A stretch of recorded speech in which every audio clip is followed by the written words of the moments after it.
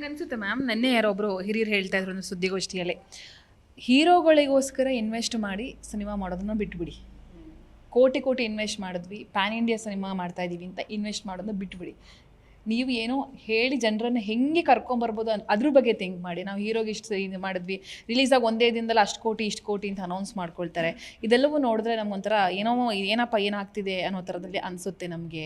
ನಿರ್ಮಾಪಕರು 60, 70, 100 ಕೋಟಿ ಹಣನ ಹಾಕ್ತಾರೆ, ಒಂದಿನನೂ ಓಡಲ್ಲ, 2 ದಿನನೂ ಓಡಲ್ಲ ಸಿನಿಮಾಗಳು. ಲಾಂಗು, ಮಚ್ಚು ಇವೆಲ್ಲ ಯಾರ್ರೀ ನೋಡ್ತಾರೆ? ಇದನ್ನೆಲ್ಲ ಬಿಟ್ಟು ಒಳ್ಳೆ ಕತೆಗಳ ಹಿಂದೆ ಹೋಗ್ರಿ ಅನ್ನೋ ಥರ ಹೇಳಿದ್ರು. ಸೊ ಇದೆಲ್ಲ ನಿಮಗೆ ಅನಿಸಿದ್ದು ಯಾವುದಲ್ವಾ? ಯಾಕೆ ನಾವು ಈ ಲಾಂಗು, ಮಚ್ಚು ಇಷ್ಟು ಖರ್ಚು ಮಾಡಿದ್ವಿ ಅದನ್ನೇ ಪ್ರಮೋಷನ್ ಮಾಡಿಕೊಂಡು ಬಿಡು ಅಂತ ಜನನೂ ಕೂಡ ಇಗ್ನೋರ್ ಮಾಡೋ ಥರ ಆಗೋಗಿದೆ. ನಿಮಗಿದೆಲ್ಲ ಕಂಡಾಗ ಹೇಗೆ ಅನಿಸುತ್ತೆ? ನನಗೆ ನಂಗೆ ಲಾಂಗು ಮಚ್ಚು ಬಗ್ಗೆ ಬೇಜಾರಿಲ್ಲ. ಅಂದರೆ ಕಥೆಗಳು ಅವ್ರು ಆ ಒಂದು ಪ್ರಪಂಚದಲ್ಲೂ ಕಥೆಗಳಿದ್ದಾವೆ, ಅದನ್ನು ಹೇಳ್ತಾರೆ ಅಂದರೆ ಹೇಳಲಿ, ಬಟ್ ಅದನ್ನು ವೈಭವೀಕರಿಸಿ ಹೇಳಬಾರ್ದು. ಬಿಕಾಸ್ ಯಾವುದನ್ನೇ ವೈಭವೀಕರಿಸಿದ್ರೆ it is always wrong influence to the society ಅಲ್ವಾ? ಸೊ ಯಾರನ್ನೋ ಕೊಂದಾಗ ಅವ್ರ ಒಳಗಡೆ ಏನೋ ಒಂದು ಆಗತ್ತೆ, ಏನಾಯ್ತು ಅವ್ರಿಗೆ ಅಂತ ಕೂಡ ಯೋಚನೆ ಮಾಡಿದಾರೆ. ಕೊಂದಿದ್ದನ್ನೇ ಲೈಕ್ ಸಿಕ್ಕಾಪಡೆ ಗ್ಲ್ಯಾಮರೈಸ್ ಮಾಡ್ಕೊಂಡು ತೋರಿಸಿದ್ರೆ ಅದು ತಪ್ಪು I feel. Because we are building society. ಸಿನಿಮಾಗಳು ಸೊಸೈಟಿನ ಕಟ್ಟೋ ಅಷ್ಟು ರೆಸ್ಪಾನ್ಸಿಬಲ್ ಜಾಗ ಇದು. ಸೆಕೆಂಡ್ ಅದರೊಳಗೂ ಹೇಳೋ ರೀತಿ ಹೇಳಿದ್ರೆ ಮಜಾ ಇರುತ್ತೆ. I like every kind of films, but ಸಿನಿಮಾನ ಬರೀ ಬಿಸ್ನೆಸ್ ಮೂಲಕ ನೋಡೋದು ತಪ್ಪು ಅನಿಸುತ್ತೆ. ಬಿಕಾಸ್ ಬರೀ 100 crore 200 crore ಅಂತ ಮಾತಾಡಿದ್ರೆ ಬರೋ 200 ಸಿನಿಮಾಲಿ 100 crore ಹೋಗುತ್ತೆ, ಇನ್ನು ಮಿಕ್ಕಿದ 199 ಸಿನಿಮಾ ಕತೆ ಏನು? ಸೊ ನಾವು ಸಕ್ಸಸ್ನ ಯಾವ ಥರ ನೋಡ್ತೀವಿ ಅದನ್ನು ಚೇಂಜ್ ಮಾಡಬೇಕು, ಆ ದೃಷ್ಟಿಕೋನ ಚೇಂಜ್ ಮಾಡಬೇಕು. ಈಗ ಎಸ್ಪೆಷಲಿ ನಮ್ಮ ಕನ್ನಡ ಚಿತ್ರರಂಗದಲ್ಲಿ ಸಿನಿಮಾ ರಿಲೀಸ್ ಮಾಡೋದೇ ಹೆಚ್ಚು ಅನ್ಬೇಕಾದ್ರೆ ರಿಲೀಸ್ ಮಾಡಿದವರೇ ಸಕ್ಸಸ್ ಆ ಥರ ಮಾತಾಡ್ಬೇಕು. ಐ ಥಿಂಕ್ ಮೀಡಿಯಾ ಕೂಡ ಆ ಒಂದು ಪರ್ಸ್ಪೆಕ್ಟಿವ್ನ ತೊಗೊಂಡು ಬರಬೇಕು ನಿಮ್ಮ ನರೇಟಿವಲ್ಲಿ. Because I think about 15 years ಆಗೋ ಶುರು ಆಗಿದ್ದಿದ್ದು ಮೊದಲನೇ 100 crore ಅಂತ. ಐ ಥಿಂಕ್ ಘಜನಿ ಶುರು ಮಾಡಿದ್ದೋ ಏನೋ. ಆ 100 crore it's a big number. ಎಲ್ಲರ ಕೈಲೂ 100 crore ಹೋಗೋಕ್ಕಾಗಲ್ಲ. 100 crore ಹೋಗಬೇಕು ಅಂದರೆ ನೀವು 60-70 ಕೋಟಿ ಪ್ರಮೋಷನ್ಗೆ ಹಾಕಬೇಕು, ಕರೆಕ್ಟಾ? ಸೊ ಆ ಲೆವೆಲ್ ಆಫ್ ಪ್ರಮೋಷನ್ ಯಾರಿಗೂ ಮಾಡೋಕ್ಕಾಗಲ್ಲ. ಕತೆ ಹೇಳಬೇಕು ಅಂತ ಬರೋರಿಗೆ ಈ ಚಿತ್ರರಂಗ ಅಯ್ಯಯ್ಯೋ ಬರೀ 100 ಕೋಟಿ ಚಿತ್ರರಂಗ ಆಗ್ಬಿಟ್ಟು ಬರೋದಲ್ಲ. ಸೊ ಎಲ್ಲರಿಗೂ ಇಲ್ಲಿ ಜಾಗ ಇದೆ, ಎಲ್ರಿಗೂ ಜಾಗ ಇದೆ ಅಂತ ಯಾವಾಗತ್ತೆ ನರೇಟಿವ್ಸ್ ಚೇಂಜ್ ಮಾಡಿದಾಗ. ಅಂದರೆ ಇವಾಗ ನಾವು ಕಾಲೇಜ್ ಟೈಮಲ್ಲೆಲ್ಲ ಸ್ಕೂಲ್ ಟೈಮಲ್ಲೆಲ್ಲ ಮೀಡಿಯಮ್ ಮೋಡ್ ಅಂತ ಕಲ್ತಿದ್ದೀವಲ್ವಾ? ಸೊ ಇವಾಗ 1ರಿಂದ 10 5 ನಮಗೆ ಮೀಡಿಯನ್ ಕರೆಕ್ಟಾ? Average number. ಸೊ ನೀವು ಆವ್ರೇಜ್ 5 ಅನ್ನೋದನ್ನ ಮಾತಾಡೋದು ಬಿಟ್ಟು 9, 10 ಅಂತಲೇ ಯಾವಾಗಲೂ ಮಾತಾಡ್ತಾ ಇದ್ರೆ ಇನ್ ಟರ್ಮ್ಸ್ ಆಫ್ ಅರ್ನಿಂಗ್ಸ್ ಮಿಕ್ದವ್ರು ಎಲ್ಲರೂ ಹೊಟ್ಟೋಗ್ಬಿಡ್ತಾರೆ ಹೊರಗಡೆ, ಅವಾಗ ಒಬ್ಬರೇ ನಿಂತ್ಕೋತಾರೆ.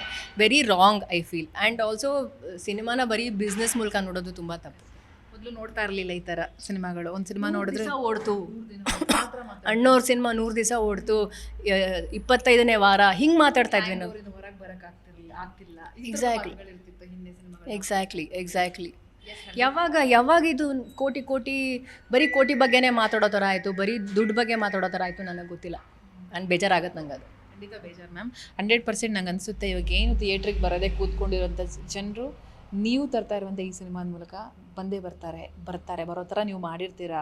ಆ ರೀತಿ ನಿಮ್ಮ ಕೆಲಸ ಆಗಿರುತ್ತೆ ಅಂತ ನನಗೆ ಭರವಸೆ ಇದೆ. ಏನು ಹೇಳೋದಕ್ಕೆ ಇಷ್ಟಪಡ್ತೀನಿ? Thank you.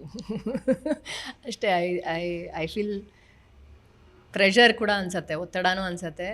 At the same time ಬರಬೇಕು, ಆಡಿಯನ್ಸ್ ನೋಡಬೇಕು, ಆವಾಗಷ್ಟೇ ಅವ್ರಿಗೂ ಕತ್ತಲೆ ಕೋಣೆಯಲ್ಲಿ ಕೂತ್ಕೊಂಡು ಯಾವುದೋ ಕಥೆಯ ಪ್ರಪಂಚದಲ್ಲಿ ಕಳೆದು ಹೋಗೋ ಆ ಒಂದು ರಿಲೀಫ್ ಇದೆಯಲ್ಲ, ಅದೆಲ್ಲೂ ಸಿಗೋದಿಲ್ಲ. ಫೋನ್ನಲ್ಲಿ ಆಟೋ ಓಡಿಸ್ತಾ ಅಥವಾ ಮನೇಲಿ ಕೂತ್ಕೊಂಡು ಸೋಫಾ ಮೇಲೆ ನೋಡೋದು ಅದು ಮಜಾ ಸಿಗೋದಿಲ್ಲ. ಬರಬೇಕು, ಎದ್ದು ಹೊರಗೆ ಬರಬೇಕು, ಬಂದು ಟಿಕೆಟ್ ತೊಗೊಂಡು ಕೂತ್ಕೊಂಡು ಆ ಕತ್ತಲ ಪ್ರಪಂಚಕ್ಕೆ ನಿಮ್ಮನ್ನು ನೀವು ಕೊಡಿ, ಆವಾಗ ಅದು ಕರ್ಕೊಂಡು ಹೋಗುತ್ತೆ ಆ ಮ್ಯಾಜಿಕ್ ಒಳಗಡೆ. ಸೊ ಅದಕ್ಕೋಸ್ಕರ ನಾವು ವರ್ಷ ಕೆಲಸ ಮಾಡಿರ್ತೀವಿ, ಜಸ್ಟ್ ಟು ಬ್ರಿಂಗ್ ಯು ಆ ಪ್ರಪಂಚದೊಳಗೆ ನಿಮ್ಮನ್ನು ಕರ್ಕೊಂಡು ಹೋಗೋದಕ್ಕೆ.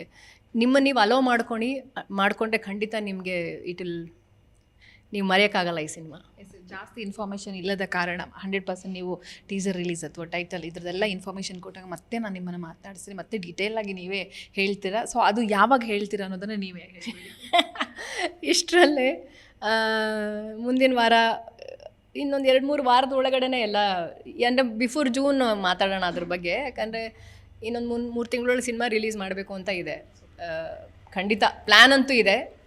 ಅದು ನಮ್ಮ ಆಸೆ. ದೇವರ ಆಶೀರ್ವಾದ ಹೆಂಗೆ ಬರುತ್ತೆ ಗೊತ್ತಿಲ್ಲ. ನಾವು ಅಂದ್ಕೊಳ್ಳೋದೊಂದು ಅವ್ರು ಮಾಡೋದೊಂದು ಇರುತ್ತಲ್ವ. ಸೊ ನಮ್ಮ ಕಡೆಯಿಂದ ಪ್ರಯತ್ನ ಇನ್ನೊಂದು 3-4 ತಿಂಗಳೊಳಗೆ ಸಿನಿಮಾ ತೊಗೊಂಡು ಬಂದು ಎಲ್ರಿಗೂ ಕೊಡಬೇಕು ಅಂತ ಅದೇ ರಭಸದಲ್ಲಿ ನಾವು ಕೆಲಸ ಮಾಡ್ತಾಯಿದ್ದೀವಿ ಹಿಂದ್ಗಡೆ. ಬಟ್ ಹೊರಗಿನ ಫ್ಯಾಕ್ಟರ್ಸ್, ಎಕ್ಸ್ಟರ್ನಲ್ ಫ್ಯಾಕ್ಟರ್ಸ್ ಏನೇನು ಬರುತ್ತೆ ಗೊತ್ತಿಲ್ಲ. ಸೊ ಹೋಪ್ಫುಲಿ ಎಲ್ಲ ಅಲೈನ್ಮೆಂಟ್ಗಾಗಿ ದೇವರು ಆಶೀರ್ವಾದ ಕೊಟ್ಟು ಕಳಿಸ್ಕೊಡ್ತಾರೆ, ನಿಮ್ಮೆಲ್ರಿಗೂ ಸಿಗುತ್ತೆ.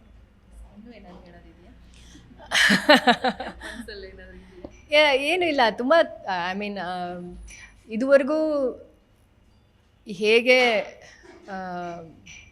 ಎಲ್ಲರೂ ಹೇಳ್ತಿರ್ತಾರೆ ಕನ್ನಡ ಚಿತ್ರರಂಗ ಕಷ್ಟದಲ್ಲಿದೆ ಅಂತ. I don't think we should see it that way. I feel like it is transition period. ಅಂದರೆ ಯಾವುದೇ ಹೊಸ ಬದಲಾವಣೆ ಬರಬೇಕಾದ್ರೆ ಈ ಥರ ಅನಿಸುತ್ತೆ ಕೆಲವು ಟೈಮ್ ಅದು ಹಂಗೆ ಅಂದ್ಬಿಟ್ಟು ನಾವು ಹೋಪ್ ಬಿಡಬಾರ್ದು. We are all struggling, we are all striving, we will see the change. Adapt ಮಾಡ್ಕೋತೀವಿ, ಆಗ್ತಾರೋ ಬದಲಾವಣೆಗೆ ನಾವು ಅಡ್ಯಾಪ್ಟ್ ಮಾಡ್ಕೋತೀವಿ. ಸೊ ಜೊತೇಲಿ ನಿಂತ್ಕೊಳ್ಳಿ, ಹೇಗೆ ಇಷ್ಟು ದಿವಸ ಇದ್ದೀರೋ ಹಾಗೇನೆ.